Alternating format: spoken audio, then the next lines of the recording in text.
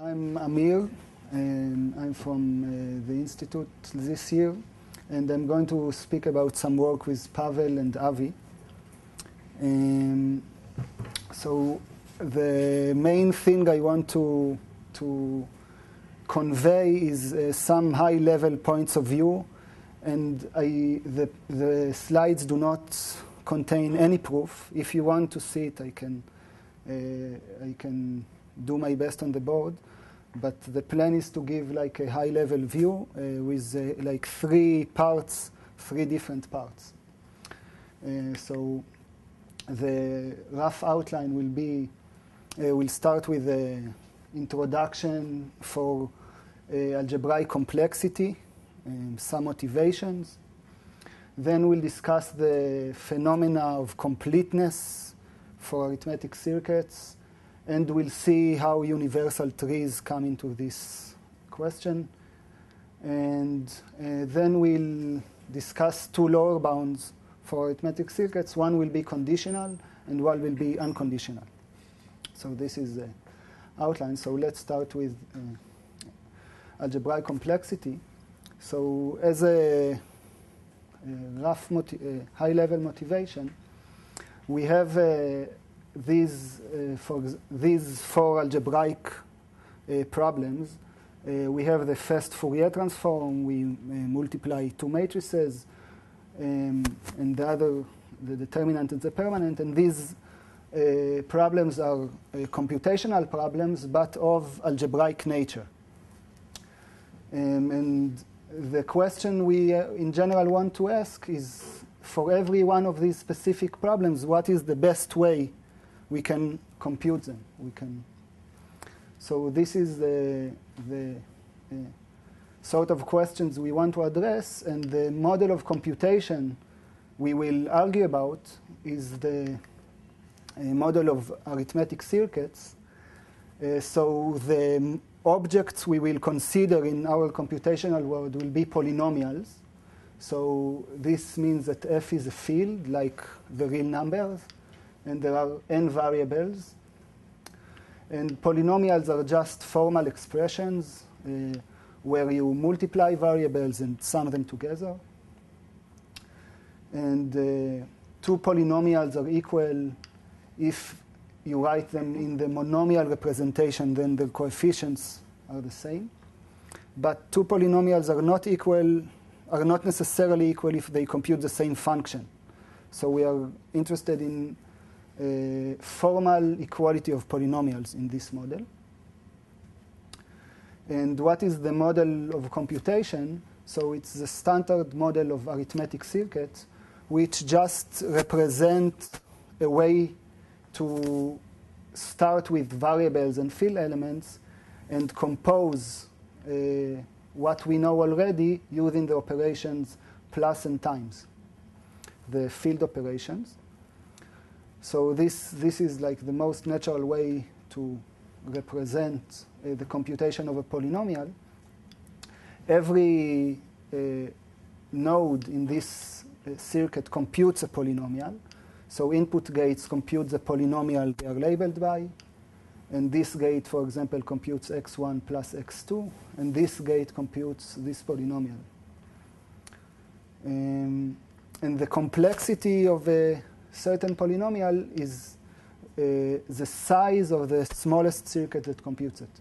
For example, the complexity of this polynomial is at most 6, because there is a circuit of size 6 computing it. OK, so this is like a high-level introduction, brief introduction to arithmetic circuits. And again, I want to now, so the complexity of every polynomial will be in our talk today is the size of the smallest circuit that computes it. And the two questions we are mostly interested in are for sort of problems that we think are easy. How easy are them? For example, matrix product. We know that there is a simple algorithm that runs in cubic time, and then Strassen improved it to subcubic, and this line of research continues. And for hard problems like the permanent, we know we want to understand how hard are they. So today we'll focus on the second question. And one version of this question is comes like one instantiation of this problem is a P versus NP problem, which has an algebraic analog, which the value undefined. So I'll give a high-level definition of this. So in the Boolean setting, we have P and NP. P is a set of language problems that we can compute efficiently, and NP is a set of problems that we can verify efficiently. And each such class has some representative problem. And in the algebraic case, we will have the algebraic analog of P, which will be polynomials that have polynomial size circuits. And we have the class VNP, which will be the non-deterministic analog of VP. And this class will be the class of polynomials that, given a monomial, we can compute its coefficient efficiently. So VNP will be, it's a different class of polynomials that every monomial we can decide its coefficient in polynomial time. So there is a formal definition of this in terms of algebraic circuits, but let's say that there is a polynomial time Turing machine that, given the name of the monomial, determines its coefficient. What? Is it equivalent? It's not equivalent. This is a strictly weaker, not a strictly, a weaker notion. So because of uniformity or for any other reasons? There are some, uniformity is one reason, and so you can define this efficient as to be in P/poly rather than P, and it will still be in VNP. So uniformity is not a problem. There is some subtle issue.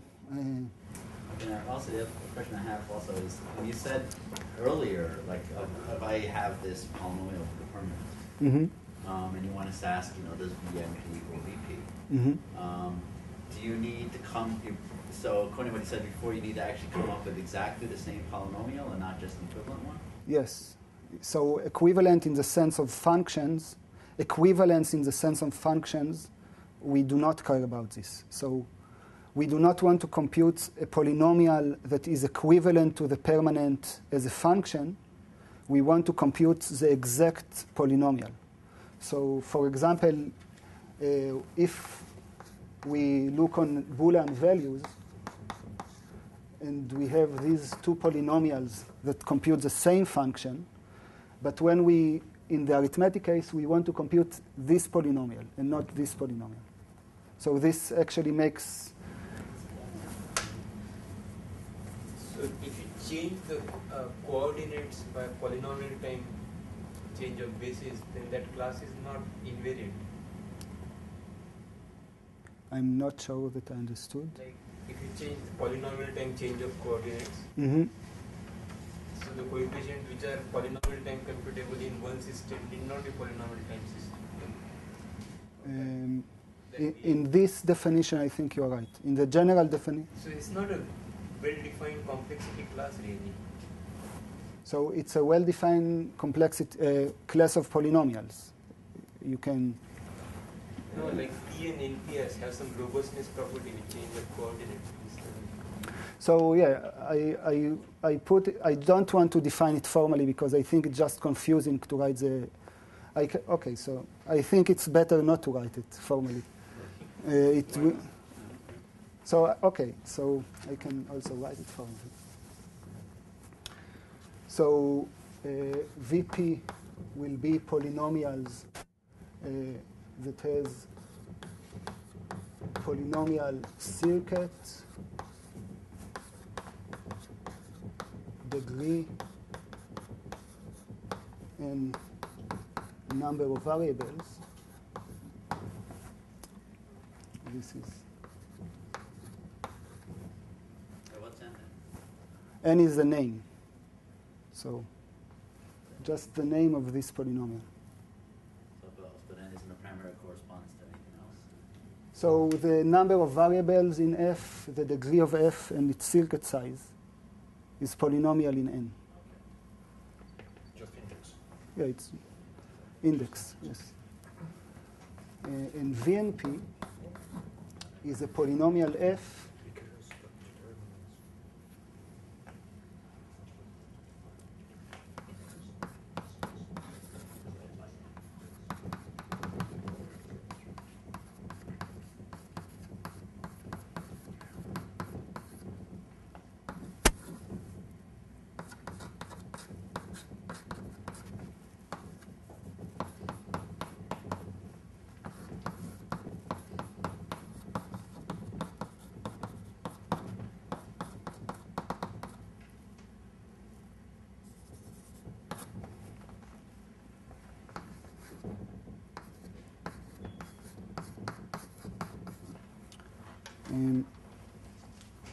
and VNP is a class of polynomials f that can be written as a Boolean sum over another polynomial, which this polynomial is in VP, has a polynomial size circuits, and we substitute in some of the positions of this polynomial Boolean values.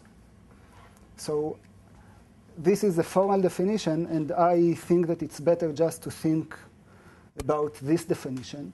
This takes more time to get used to, and I don't think it's so important.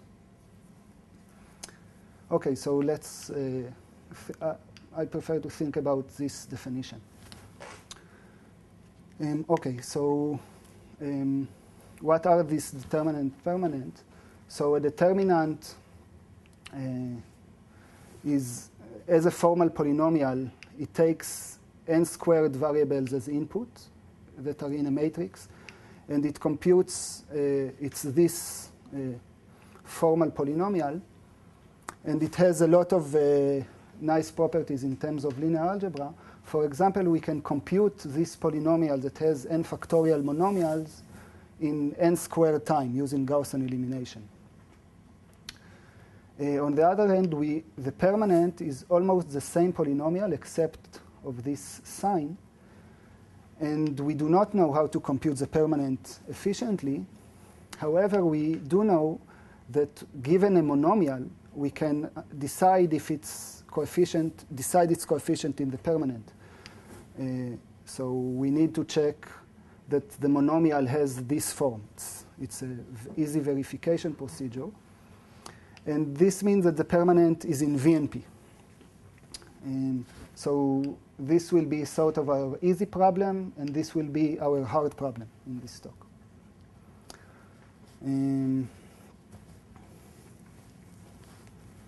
Okay, so now what does completeness, the previous completeness we discussed, the algebraic analog of NP completeness is a theorem that Valiant proved that the permanent polynomial is complete for VNP polynomials.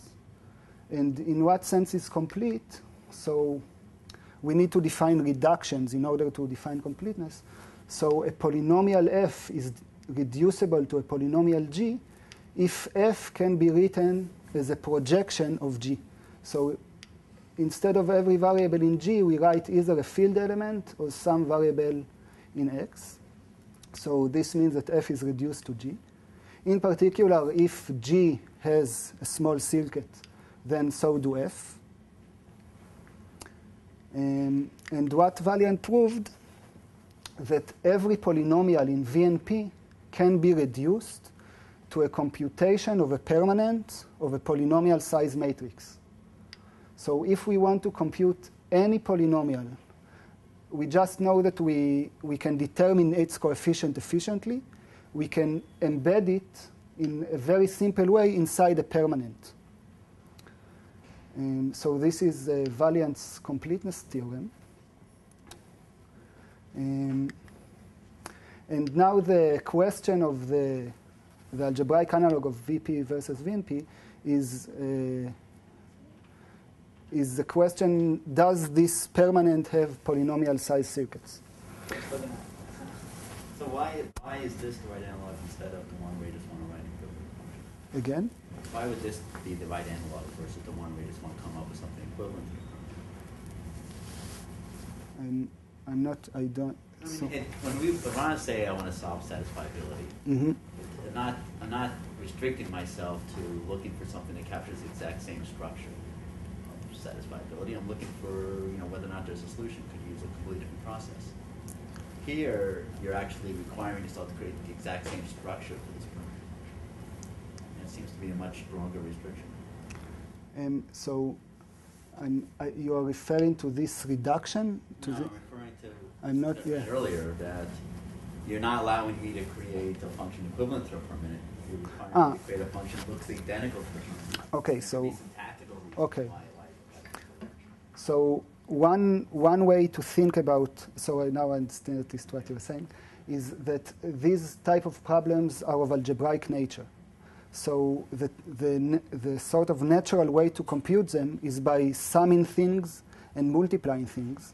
And if you think that the same sort of computation should hold over every field, like the same type, you give me an input, then you sum them up and then multiply, and this should hold over any field, the simplest way to guarantee this is say you just compute the same polynomial. This is one answer. And another answer is that in terms of proving lower bounds, which we are very far from doing, this question is easier. So maybe it will give us good ideas to solve the other question. So, yeah.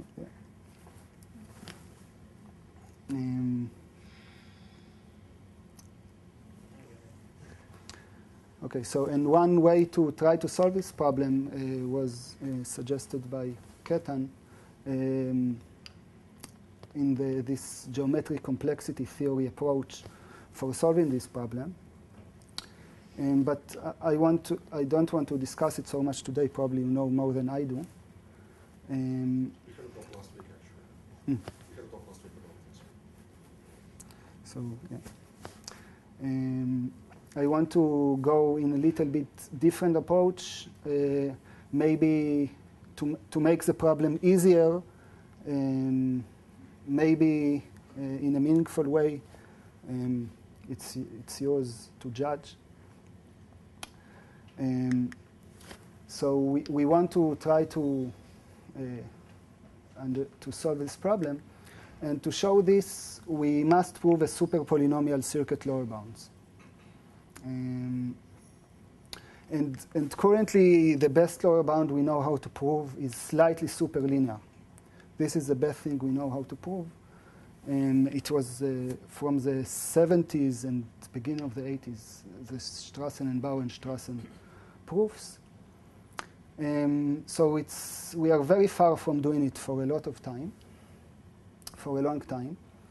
And so there is one way you can approach this is to try to make it a simpler problem but still meaningful. Maybe it will help you to understand a simpler problem. So there are. So this lower bound also applies to the determinant. And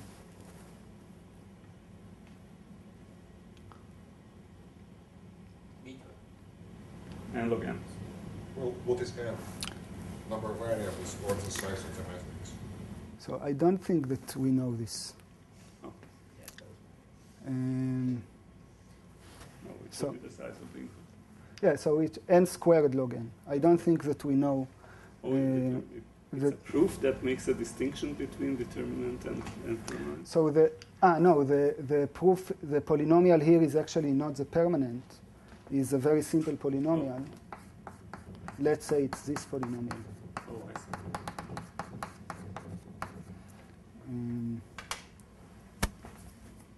So. And if we have here the sum of nth degrees, but of m variables, So in general, if this is, let's say, okay. then it's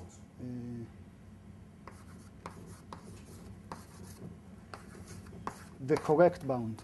So you can compute it with n log d operations, and you need n log d operations to compute it.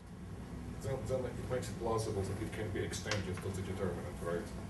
Because n is the number of variables is the main parameter. You will be square root of n. It will be just another homogeneous form. Okay, does it give any bound for determinant or permanent? I don't think it gives. Yes. Maybe people can check it. It looks plausible. It will be just another. No, because the way that thing goes is by taking all the derivatives and things like that. So you can take derivatives of determinant also. Yes. But the proof technique doesn't work, I think. So I think that I don't know how to do it, but it's an interesting question because the complexity of the determinant is related to the complexity of matrix product. And matrix product, we do not know how to prove anything better than n squared. There is, in the bounded coefficient model, there is something that is n squared log n. But it will. So it means that if you have this bound for the determinant, that it will give super quadratic lower bounds for matrix. I'm not sure, but it may. I didn't think about it. Okay. So two ways to try to solve this problem. One way is to restrict the circuits in some way and hope that when we understand the restricted version, we can use the understanding to prove things to less restricted circuits. And the other way is to restrict the model.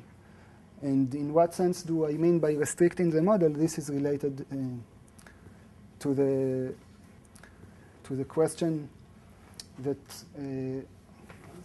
Lance asked, is that indeed so we can compute functions and we can compute polynomials.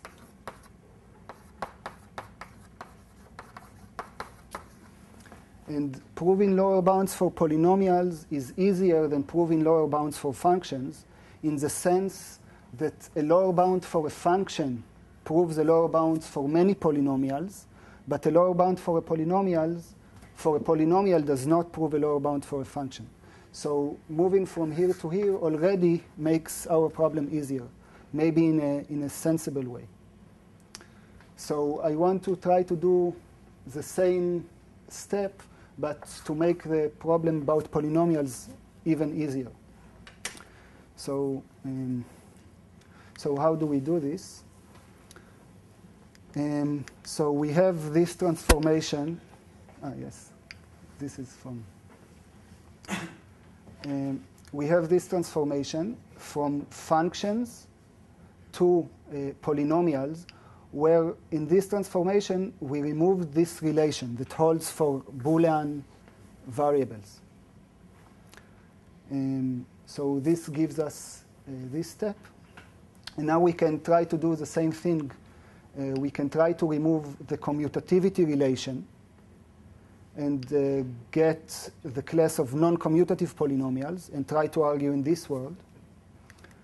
We can try to remove associativity and get the class of non-associative polynomials and try to argue in this world.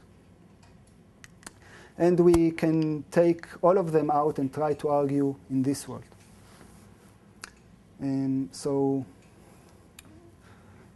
So I'm going to discuss this type of worlds in this talk. And exactly in the Boolean, as in the Boolean world, we can define P and NP. Then we have these formal definitions of VP and VNP in the algebraic case. We can do exactly the same thing in the non-associative, in the non-commutative, and in the relationless world, and try to understand this relation between these classes, which are like a much simpler version of the P versus NP question. Okay, so what we'll actually do in this talk, first we'll discuss the fact that here we have a relatively nice algebraic structure, and we valiant prove a completeness. I want to say that even in a much less structured world, where the variables don't have any multiplicative relations, we still have this phenomenon of completeness.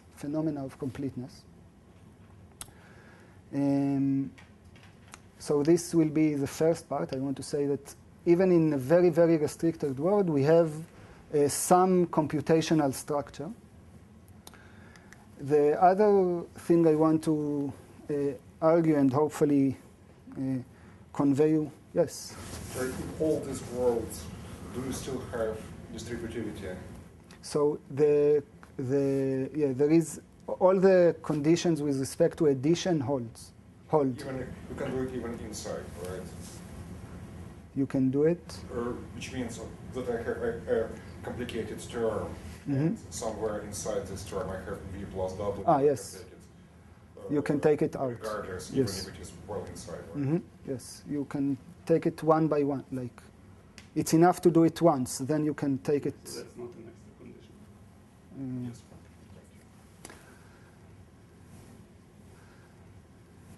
Okay, so I want to argue some approach for proving lower bounds for non-commutative circuits, which we couldn't complete, but I think gives some interesting questions. And finally, I want to say that in the non-associative case, we can actually prove this separation. And the proof is not so difficult. It's not hard. But on the other hand, it's not very interesting as well, because it doesn't give us like things to play with in higher places, like in harder places. So this is sort of the structure I want to discuss today, this lower level complexity classes. So the order will be completeness, then the non-commutative, and then the non-associative. But I want to give some motivation for these classes. Maybe not everybody really knows what are these things. So the non-commutative world is polynomials are formal polynomials in which the variables do not commute. And maybe one way to think about it is think of the variables themselves as matrices. And so one example about the difference between commutative and non-commutative is the computation of this simple polynomial. In the non-commutative case, we need to do 2 multiplications in order to compute it, whereas in the commutative case, we just use 1. So there is already a simple difference. In fact, there is a much bigger difference if we consider the formula size of the determinant. The formula size just means that the circuit that we need for the computation is a tree. So this is a formula. So there is exponential separation between the commutative and non-commutative formula size of the determinant. So it's a much weaker computational model in this sense, at least. And the third example, maybe why is it interesting to think about such questions, is that the algorithm that Strassen suggested for matrix multiplication and all the other subsequent algorithms works because the 2 by 2 case works even in a non-commutative domain. So Strassen's algorithm first multiply 2 by 2 matrices in a smart way. And because this algorithm works even if the variables do not commute, we can do it recursively and obtain an algorithm that is asymptotically better. So thinking of non-commutative domains is useful also in algorithms. So this is non-commutativity. Non-associativity is less intuitive, I think. In non-associativity, we have that this equality does not hold. So what does it mean? It means that every non-commutative matrix product, you have lower bound? For non-commutative determinant, Matrix product. So for matrix product, I think that, is it true what I'm saying? I think that there is no difference between commutative and non-commutative. because it's only degree 2, and the sort of you can make it in the right order. I think so. I don't know of any lower bound, and I think that it will imply also a commutative lower bound, but I'm not sure about this.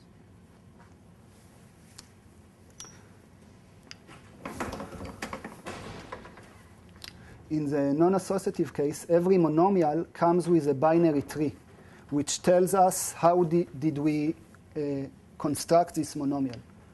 So these are two examples.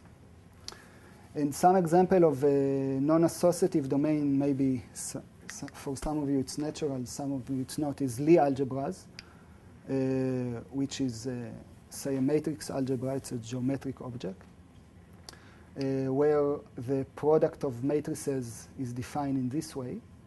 So it's not associative. And another example, again in the algebraic context, is there is an algorithm that Valiant suggested for computing for recognition in context-free languages. And its algorithm is based on taking the power of a matrix in some non-associative domain. So it works only because his algorithm works in a non-associative domain. So it's, again, a place where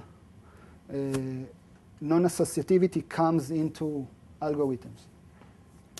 So this is like the motivation and some background on these things. And let's try to discuss completeness. So now I want to discuss this part, the completeness in the relationless world.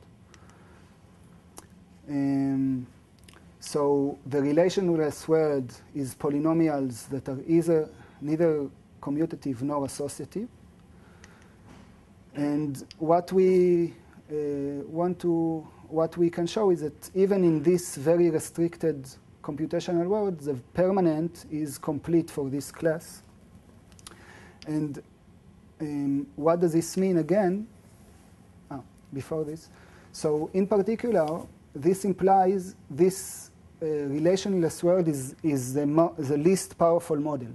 So if the permanent is complete for this, it is complete in the non-commutative world and in the non-associative world. So this is the reason to consider such a low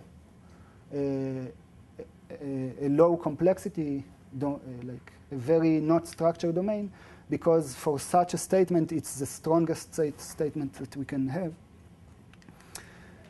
And again, this means that if we want to compute a relationless polynomial, we just need to compute the determinant, the permanent of a polynomial size matrix.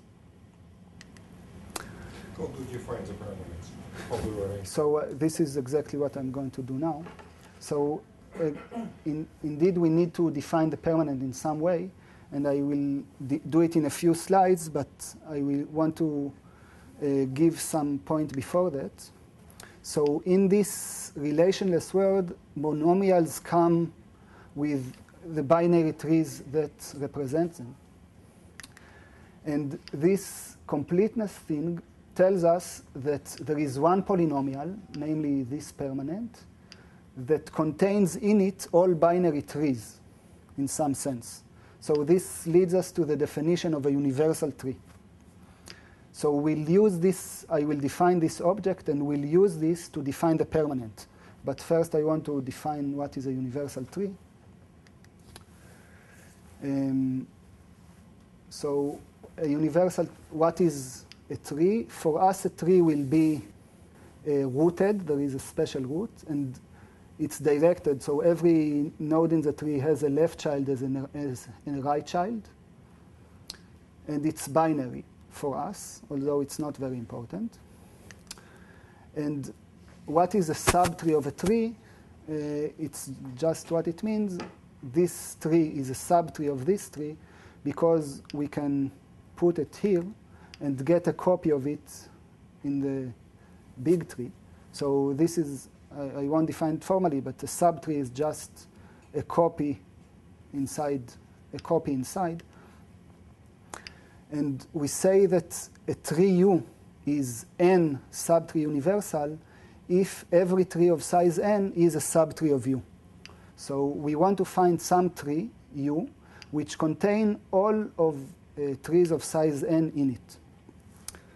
And we ask ourselves, what is the size of this, the best universal tree that we can have?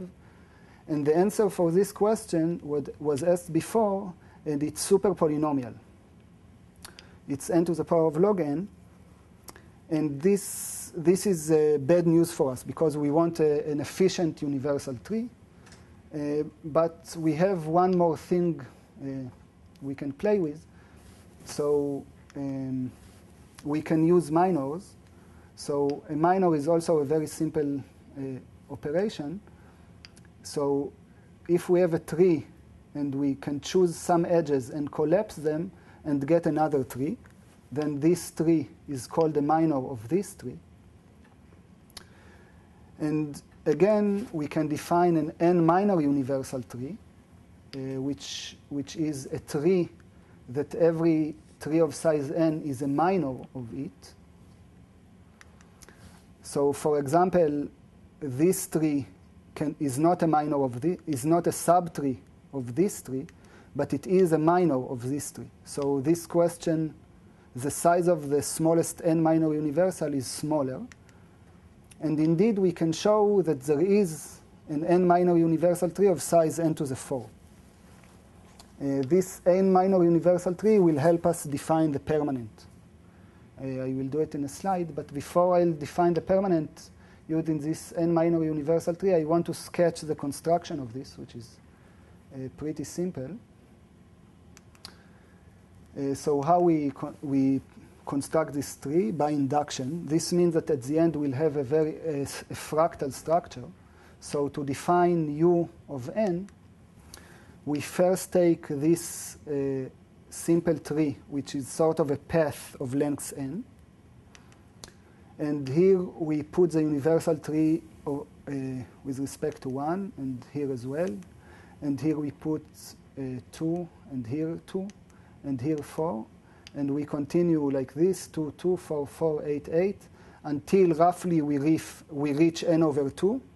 And then we go down. So we reach n over 2, and then we flip it and go down. And at the bottom, we put another copy of 2n over 3. So we get some fractal structure. And this tree is minor universal and of polynomial size. And I don't want to prove it, but I thought it's not very hard to do so as well. So let's define the permanent with this tree. So the permanent with a subscript n is we take a matrix with whose number of rows is the size of the n-minor universal tree. This is a polynomial size matrix. And we define the permanent as the usual permanent, but the product of the monomials is taken with respect to this universal tree. So this is the way to define the permanent, so it is complete for relationless polynomials. Okay, so I don't have the proof of this statement that the permanent is complete is by free reduction, and it's not suitable for this talk, so I'll continue to the next section, which is try to prove lower bounds for non-commutative circuits.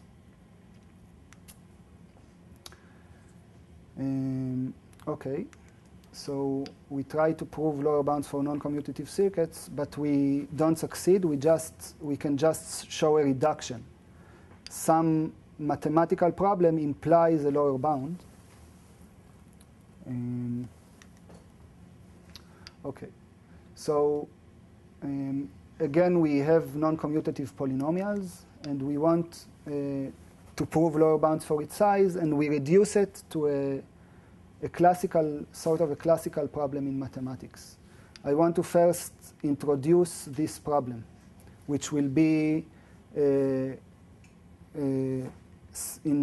according to this approach, the essence of proving lower bounds for non-commutative circuits.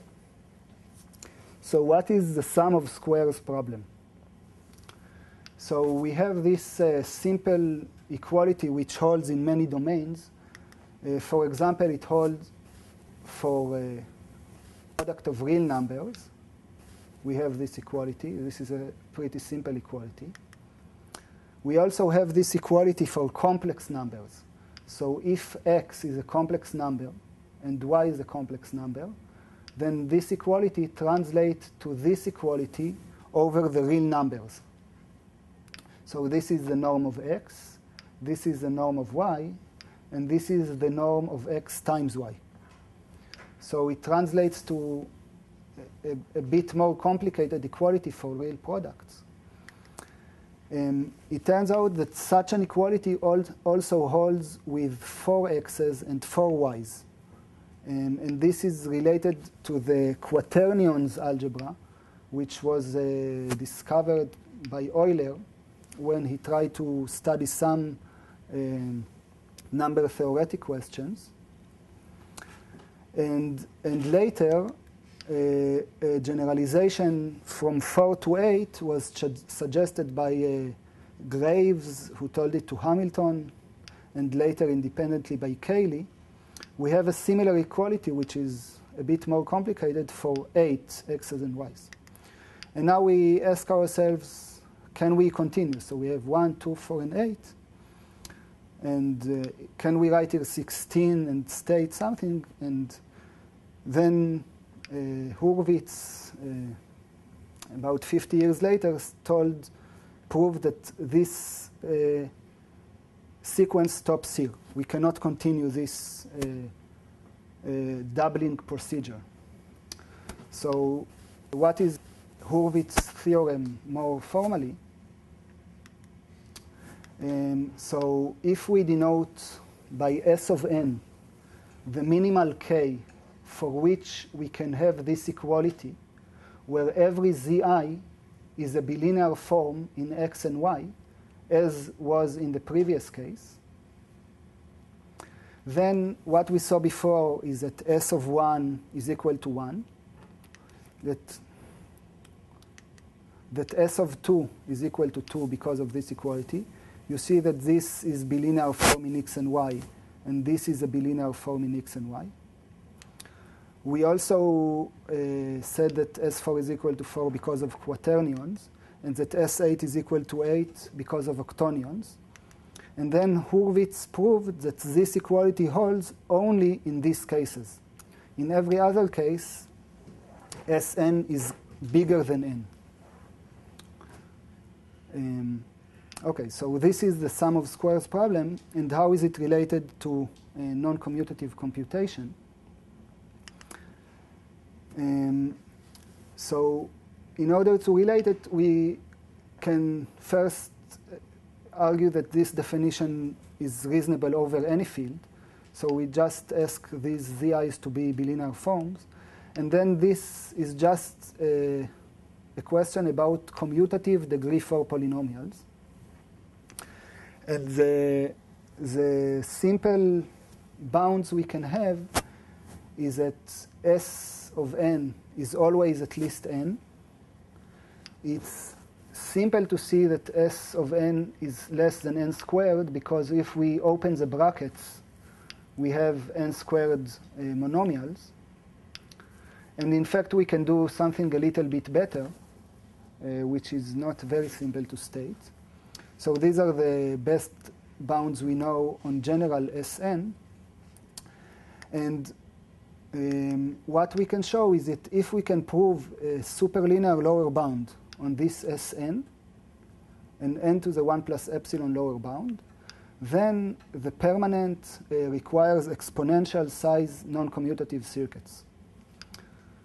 So we start with a question about commutative degree 4 polynomials, and we get this statement. And in fact, we can state a bit more general statement. If we define the same quantity but with a polynomial f that is not this polynomial, just any polynomial we want, So as long as we can prove something like this with f being explicit, the same conclusion holds. So this polynomial is just one example of an explicit polynomial. So again, can you go back one slide back? What is S here? S is the minimal number k, so that you can write this polynomial as a sum of k squares of bilinear forms. So this is S, this minimal k. This question actually has a few other equivalent formulations, but that are interesting in their own right, but I don't want to state them now. If you want to discuss it, I will be happy to.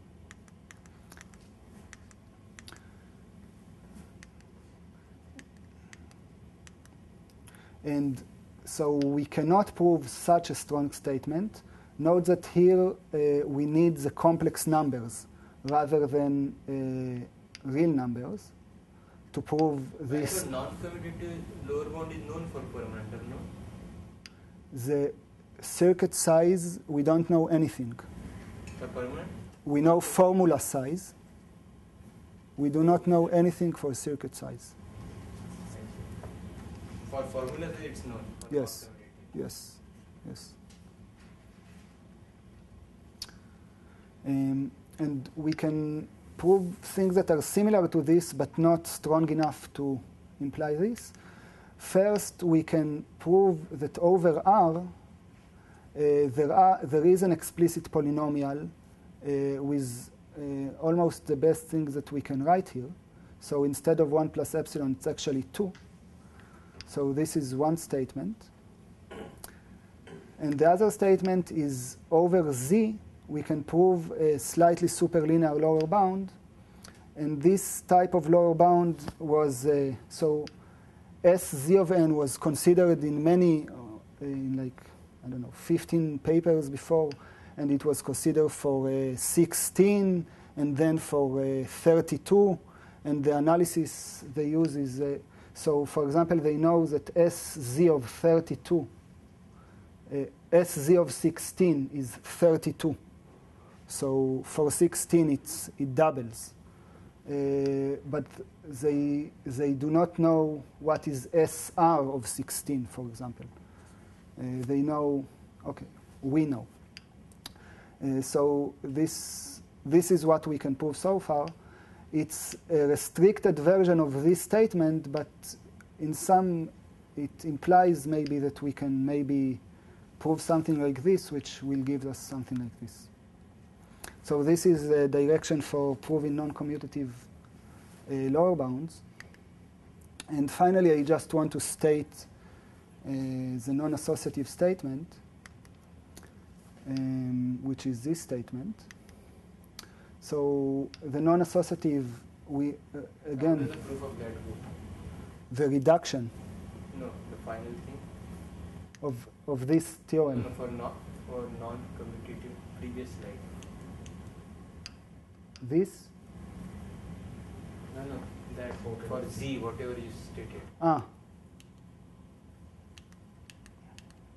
This statement? Yeah. It's this statement can be translated to a combinatorial question. It's like really a combinatorial question, which I can state if you want. And in some sense, you argue that if this number is smaller than this number, if this number is small, then you can find in these ZIs a forbidden configuration. You look inside and find a contradiction. I know what I'm saying is vague, but I can explain it. It's not very complicated. What is why it does not work over the reals? This. Yes. If it is combinatorial, how can combinatorics know the difference between integers and reals? So there is only one difference, which is a simple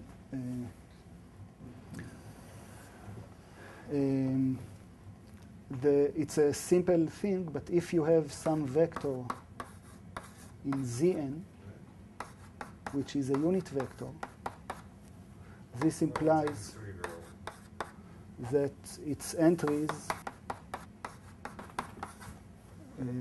either 0, -1, or 1. Actually, it's like there is exactly one position that is. So this is a difference between R and Z in this case. Why does your statement care about unitary vectors? Why does your proof care about uniform unitary vectors? So Or I'm getting too deep. this condition is related, this number is the coefficient of this monomial in the problem. So you should get it as a so I can explain it. just.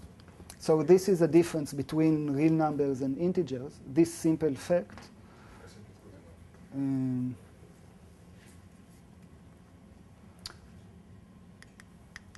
Okay, so the last statement, actually, the proof is pretty simple. I can sketch it. We first take a circuit, we define a specific polynomial, and then to prove the lower bounds, we take a circuit for this polynomial and argue that it must be of a very specific structure. And then it turns out that the lower bound is just a lower bound for the rank of a matrix. But it's based on the very basic property that if you take a matrix and you take its transposition, then the rank does not change, which is a very simple but not obvious to begin with. So, and this property makes matrix rank very easy to handle, whereas the non-commutative case, which is a bit more complicated than this, I can state exactly what I mean.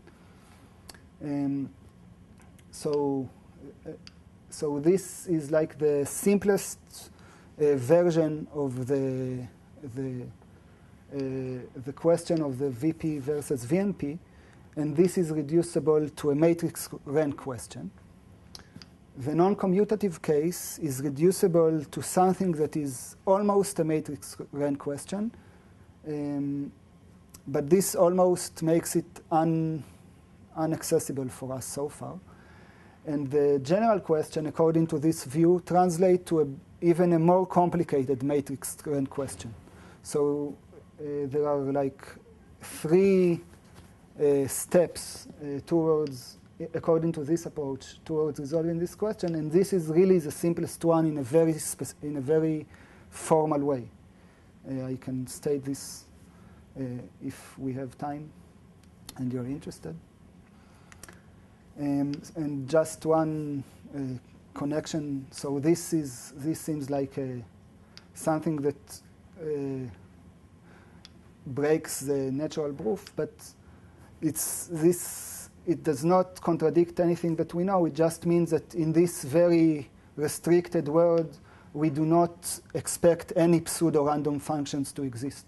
There is nothing not natural in this proof. Which means that all matrices that you get from real polynomials, they have higher rank in your sense. Yes. That's what it basically yes. says. Mm-hmm. Almost. Yes. Okay, so this is a non-associative.